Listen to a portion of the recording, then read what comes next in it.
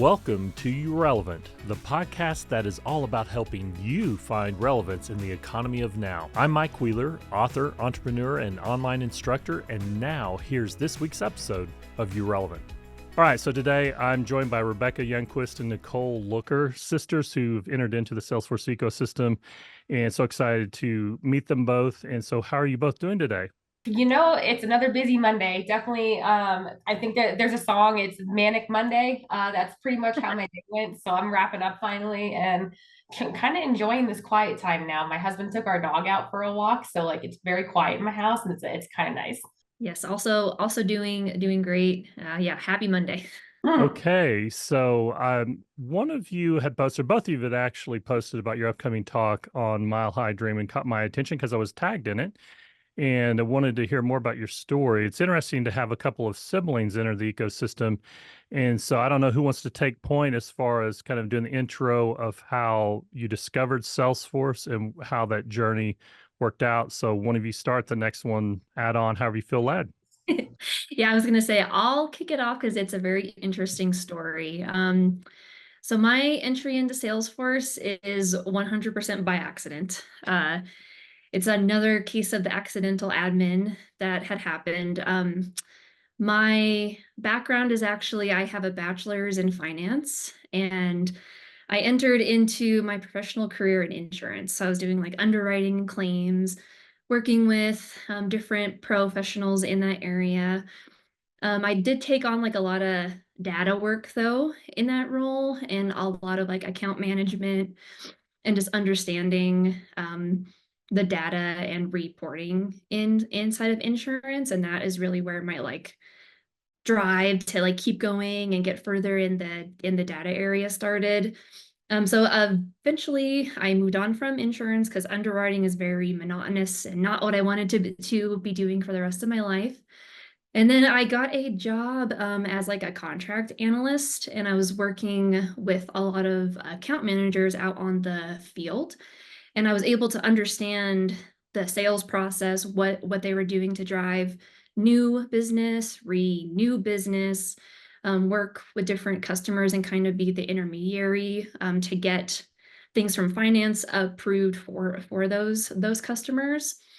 And I ended up getting a lot of experience just working with the sales process and really like driving forward and being innovative to make sure that our customers had what they needed.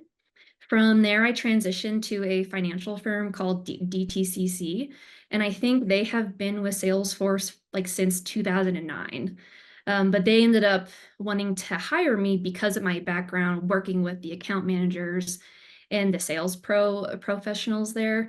So I entered into a reporting and project management role at DTCC and very heavy on the Salesforce front end.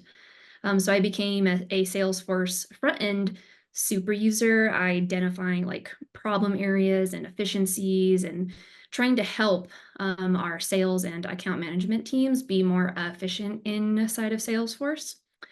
And it really piqued my interest into all the opportunities that were there, both on the front end side and the back end side, because my job eventually turned into taking what our front end users were experiencing, needing, wanting, turning that into some technical stuff to take to the admins and the developers, having them build it, and then doing the training and everything for our front end users in Salesforce, and being in the middle of both worlds and seeing it from both ends is very interesting. So I was able to really understand the front end of Salesforce before deciding to make the pivot to become more technical.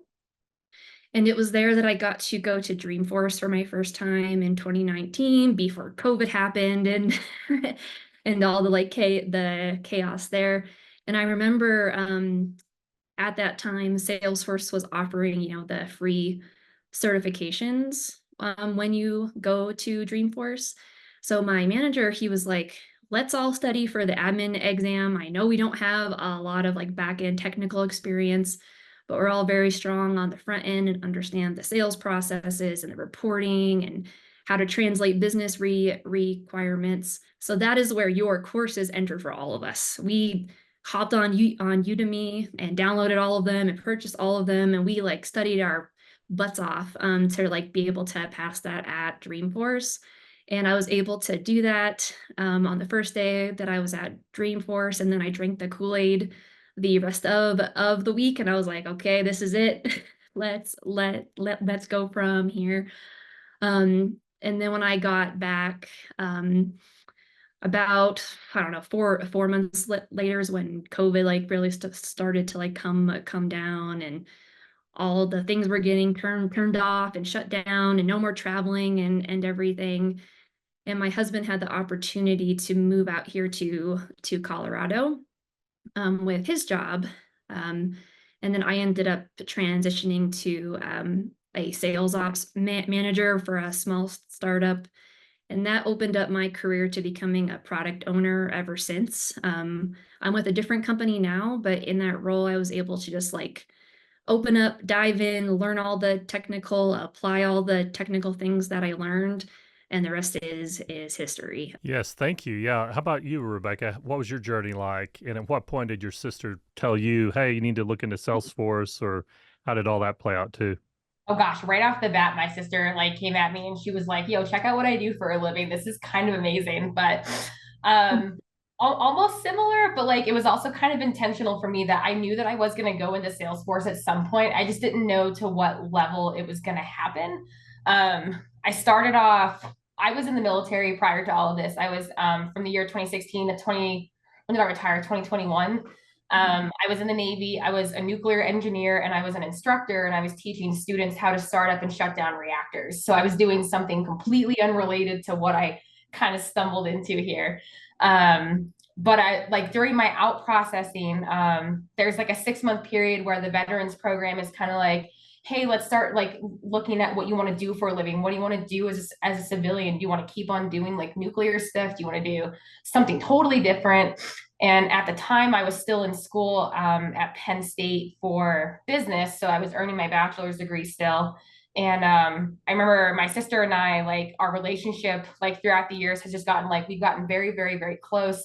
And my sister's like, yeah, I do this thing in Salesforce. You should check it out. Like just log in a Trailhead, make an account. Like it's free. Who cares? Like if you end up hating it, because it's perfectly free. But I hopped on there and I'm like, I'm very much a, I'm driven when things are gamified for me, and Trailhead gamifies it. It's you get your stuff done, you get badges, you get achievements along the way. And I got very hooked very fast. And then I decided, like probably I think March of 2021, that I was like, I have to be a Salesforce admin, not knowing at the time the impact that COVID had on the job market and how Salesforce had like blown up, because people are like, oh, as a Salesforce admin, you can be fully remote and work from home and it's great. It's this, it's that, it's amazing. And I was like entering into a pool of highly competitive people, like just like me, and very driven, very strong candidates who had like years of experience, kind of like Nicole did, where she started somewhere and she already had that front end user experience. So people were like, yes, I want her because she knows kind of how to translate that front end to the back end. And so I think I submitted like 150 plus applications to random places that like I did some research on, because at that point I was like, I just need a job. Like I need a job after the military. I need to do something. And then there's a company, they're called Promethean, and I will credit them with jumpstarting my career all day, even though we parted ways. I didn't want to, but we had to, just due to the changing nature of like the job requirements and like the way the economy was, they restructured and I had to leave. But my manager at Promethean, and I'm going to tell her to listen to this. So Deirdre, this is 100% for you. Her and her recruiter found me randomly on LinkedIn. They found my application that I had submitted like months prior.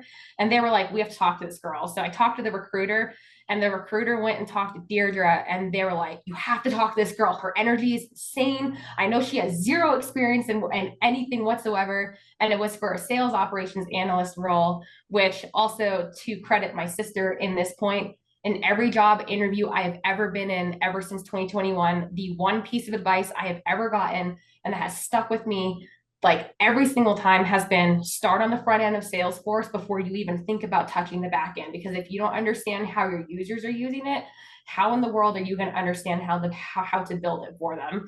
So I chose sales ops to get into, like, basically because it just seemed like the right fit. My sister was like, yeah, do it. It's going to be great. So I did it. Promethean found me, and it was supposed to be a sales operations job, like do some reporting, pull some data, do this thing. And I was like, all right, cool. It's going to be great. But then it turned into, um, they had a Salesforce development team that really needed help with the administrative side of things because their developers were just, they were bogged down with a lot of stuff that they were working on. So Deirdre kind of handed me over to the developer team and was like, here, go for it. And then I realized that I was in this position to start like figuring out what was going to happen with my career, like right from the get-go. It was like 2 months into my job. I was like, what am I going to do? How do I do this? And then Nicole sends me your courses on Udemy, which I used 100%. I didn't even know about Focus on Force at the time. I didn't know about VetForce. I knew about nothing but Mike Wheeler's courses on Udemy and how incredible they were. So I also got all of them, studied my butt off. I think I spent 3 days straight, like studying, took the exam, passed on the first try. Like, easy peasy lemon squeezy. And as soon as I got that first certification and a taste of like kind of like that rush you get right after you get that email, it's like, congratulations, you're a certified administrator. Like, all of a sudden it was game time to start getting through all the other certifications and also take what I learned and apply it to what I was doing, because Promethean really transformed like every single part of my career. And I probably would have been a lifer there had it not been for the fact that like COVID changed their business operations and they had to just pivot. And I don't fault them for that, but they changed like the whole entire like progression of my career, and they launched me into Quest next. It is where I ended up going after 2 years and doing a couple projects.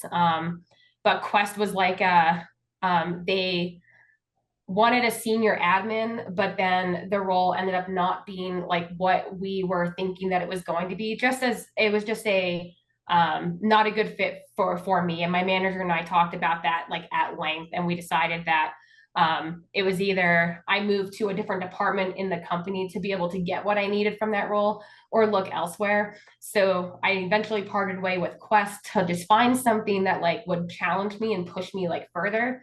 And then I found Leap, and Leap has been life changing to say the least. It has been, I am learning things that I've never thought possible in Salesforce. I'm doing things that like I figured that people in their fifth, sixth, seventh, eighth years of like doing work in Salesforce would be doing. I'm doing that now.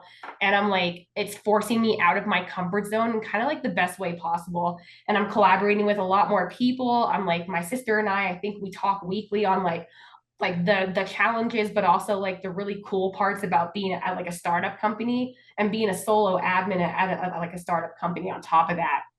And it's just the whole like everything. I could go on and talk to you forever about all the stuff I did in the middle. I could talk about the courses I've taken, the VetForce, the Trailhead, all the certifications I've gathered along the way. But ultimately, like being in the military and then changing pace from that fast pace to this fast pace, and then watching my career kind of explode right after I stepped away from Promethean has been nothing shy of like incredible. And that's kind of how I got to where I am right now. In looking at your LinkedIn profile, I had seen that you had done training on nuclear reactors. And to me, it's like that's a lot more high pressure situation than anything you'll find in the Salesforce ecosystem. But being a trainer and you've done training, then how has that informed your learning journey and how do you approach learning? You mentioned taking my courses, but how do you structure the challenge of trying to attain a certification? How do you lay that out in your own mind with that training background that you have as well? So with the trade, I think the number one thing that I learned about myself in the military and about a lot of my students was that visual learning and having visual stimuli in front of you is tremendous in solidifying like really complex like processes in your brain. Like I could talk to you all day again about like starting up a nuclear reactor and like what you're watching now. But in my first 12 months of training, we were in the books, not doing anything other than like jamming info into our brain and like memorizing things.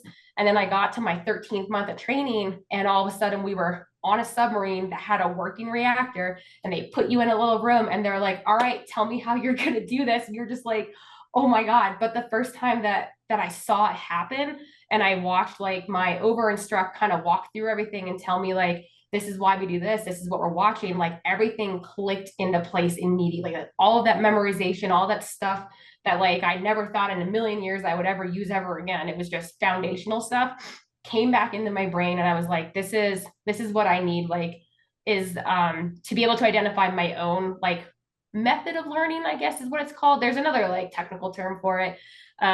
But identifying my own method of learning and then identifying the method of learning of the people that I am training. Because like not everybody is a visual learner, but I have learned over the last couple of years of doing like implementations and trainings with sales teams is that they like to see what needs to be done. They don't want to be talked at. They don't want a 75-page PowerPoint presentation or a PDF on like what's happening. They want you to show them what needs to be done. And it's a lot more interactive that way. And I feel like that kind of makes things kind of stick a lot better. So I think with your courses in particular and with Trailhead even too, being hands-on and like stepping through all of the things like in that order and seeing how everything works and not just being talked at with like words on a PowerPoint presentation has been instrumental and game-changing for me. So I take a lot of that and I apply that to how I kind of like I learn, but as well as how I teach others when I'm training them. Excellent. So Nicole, I want to ask you about, you have more experience on the platform and you saw your sister coming out of the military. At some point you said, hey, you should check out Salesforce. What do you look for in someone, whether it's your sibling or anyone out there? And I think I was kind of guilty of this early on in my own career. I just was approaching everybody because I was so excited about the opportunity that Salesforce presented. Like, do you have a pulse? You should try Salesforce because it was so attainable. But in your own mind, what would be the top 2 or 3 characteristics of someone that will excel in the Salesforce ecosystem? What would you think that would be? Yeah, absolutely. And that's a really good question because I think it's more than just like technical skills in my opinion. Like most of us, especially growing up like with technology, we can learn the like technical stuff. We can learn how to build a simple flow, create a field, build a validation rule. Like most of us are pretty savvy in that matter these days. But to be really good at Salesforce, it's about a few different things. Number one, problem solving and critical thinking, and kind of going off of what Becca said. It's understanding the like why are you doing it and what is it gonna affect? And like when you build something and you show somebody why you built it and what it's going to solve for them, it just opens up a lot of eyes and avenues, and the growth and everything just like really changes. So problem solving, critical thinking, number one. Number two, anybody working in Salesforce really should have like a good way to like manage relationships with all of your stakeholders, even if you're on a large team and you're on a team with like 100 admins, still being able to have those soft skills to talk to the people you're working with, to collaborate, um, and then talking to the people that you're building and developing and making process changes for is very important. Becca and I both are in a very unique situation where we work for startup companies. We're the only Salesforce person. So our stakeholders are VPs, they are C-suites, they are analysts, they're everybody that works in Salesforce all day, and we support all the teams in it, not just sales, not just partnerships, not just marketing, it's everybody. So we really have to be able to manage like those relationships with everybody, and that's really important. And then time management and prioritization are also key. I can't tell you how big my queue is. Like my Jira board is probably like 500 things long. So being able to like manage that and prioritize and get things across the line is also very important. And I think a lot of people trying to break into the Salesforce ecosystem, like they want their certification, they think that's what's gonna like break them in, but it's a lot more than just that. Like having those soft skills in the background in other areas is really valuable. So I know Becca like really well, obviously, and I know her work ethic and I know her ambition, and I've seen her like all of her studies and her critical thinking that she had to do, and she teaches people and collaborates really well. So I thought it'd be a perfect fit. for her to apply all of that and then learn all the technical. Excellent. Yeah, a lot of soft skills coming into play there. And it's kind of like the technical, you can train someone those things. And you can train soft skills to a certain degree, but some of that is kind of a natural aptitude that you can build upon.